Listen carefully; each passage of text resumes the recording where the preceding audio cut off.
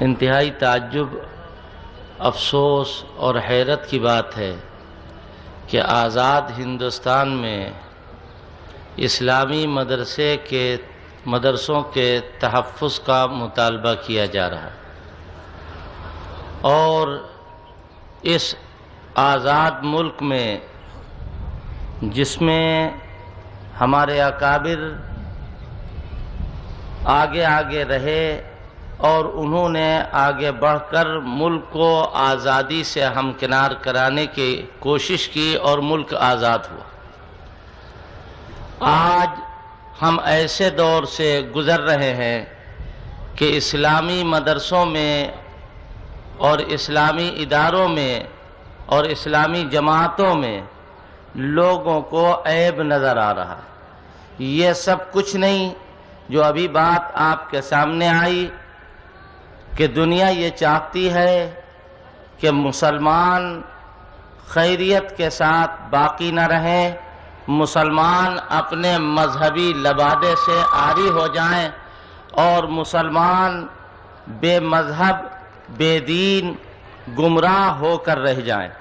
اسی کے لیے یہ جدوجہد کی جا رہی ہے کہ مدارس اسلامیہ کے اندر اگر کوئی عیب ہے تو آج تک کوئی عیب تلاش نہیں کیا جا سکا۔ یہ تو ہوا ہے کہ لوگوں نے دیوبند کے اوپر انگلی اٹھائی، ندوے کے اوپر حملہ کیا، مظاہر علوم کی طرف سے بدگمانیاں قائم کرائیں اور دیگر چھوٹے بڑے تمام مدرسوں کو شک کی نگاہ سے دیکھا۔ حیرت یہ ہے کہ ہندوستانیوں کی ایک بھرپور اقلیت اور کثیر آبادی جو اپنے مذہب کے عنوان سے بالکل آزاد ہے، اس کے مذہب کی ان درسگاہوں کو شک کی نگاہ سے دیکھنا در حقیقت یہ ملک کے ساتھ عظیم غداری ہے، ملک کے ساتھ ایک بہت ہی بے وفا، یوں کہنا چاہیے کہ ایسا برتاؤ ہے ملک کے ساتھ کہ جس کے لیے الفاظ نہیں۔ وہ لوگ غدار ہیں جو ملک کے اندر مدرسوں کو شک کی نگاہ سے دیکھتے ہیں۔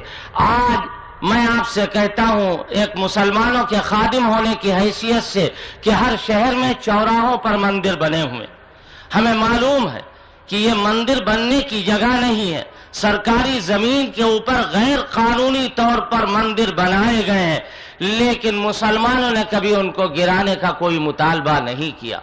مسلمان یہ سمجھ رہا ہے کہ یہ مندر بنے ہوئے ہیں، ان میں لوگ اپنے اپنے طریقے کے مطابق عبادت کرتے ہیں، لیکن افسوس یہ ہے کہ مضبوط مسجدیں اور مستحکم مدرسے لوگوں کی نگاہوں میں کھٹک رہے ہیں۔ اس کو کن الفاظ سے تعبیر کیا جائے بجز اس کے کہ آج ملک جس راستے پر چل رہا ہے اور ملک کو جس راستے پر چلانے کی ملک کے رہنما کوشش کر رہے ہیں، وہ راستہ ہے جو ملک کو جہنم میں لے جانے والا راستہ ہے، ملک کی بربادی کی طرف لے جانے والا راستہ ہے۔ اسی لیے آپ کو یاد ہوگا کہ میں نے کہا تھا ایک موقع پر، یہ سمجھے تھے کہ بوئے گل امین راز گلشن ہے، یہ سمجھے تھے کہ بوئے گل امین راز گلشن ہے، مگر یہ خانماں برباد خود پھولوں کی دشمن ہے۔ تمہیں کالی گھٹا کا بھی نہیں پہچاننا آتا، تمہیں کالی گھٹا کا بھی نہیں پہچاننا آتا، نشیمن سے دھواں اٹھتا ہے تم کہتے ہو ساون ہے۔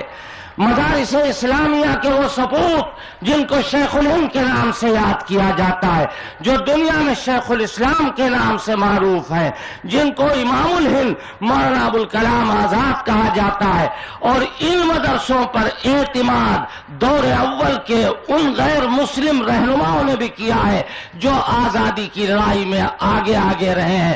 آج وہ دور آ گیا، گاندھی جی کھڑے ہوتے، ان کے سامنے کہا جاتا کہ دارالعلوم میں دہشت گرد پیدا ہوتے ہیں تو وہ سب سے پہلے کہتے دنیا کے سب سے بڑے تو دہشت گرد تم ہو، دنیا کے سب سے بڑے دہشت گرد تم۔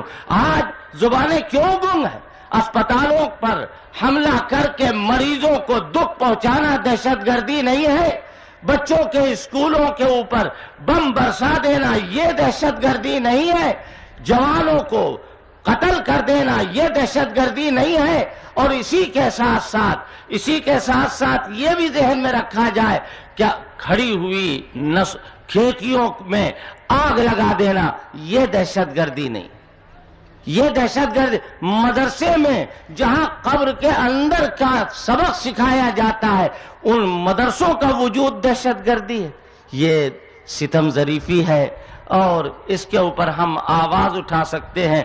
لیکن ایک بات بس عرض کر کے بات کو ختم کروں گا، تجویز کے الفاظ پڑھوں گا، وہ یہ کہ یہ مدرسے جو ہیں یہ بقائے عالم کا ذریعہ.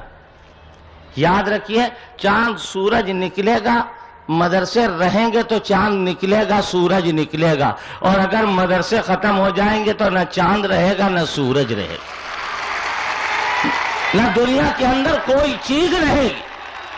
آج لال قلعے کی لالی مدرسے کے وجود سے وابستہ ہے، وائٹ ہاؤس کی سفیدی مدرسوں کے بقا سے وابستہ ہے. مدرسوں میں اللہ اللہ سکھایا جاتا، اللہ کا نام لیا جاتا ہے. لہذا